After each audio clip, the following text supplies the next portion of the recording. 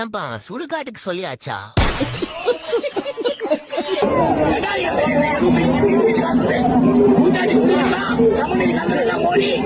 நானும் தளபதி ரசிகனை பார்த்திருக்கேன், தல ரசிகனை பார்த்திருக்கேன். ஆனா வாழ்க்கையிலேயே தடவை கலைஞர் ரசிக பாக்குறேன்டா.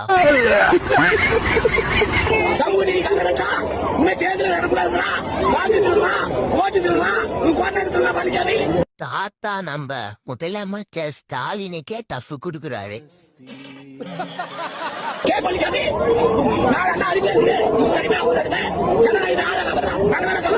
தாத்தாவுக்கு கொடுக்க வேண்டியதெல்லாம் கொடுத்து அமுச்சு வைங்கயா.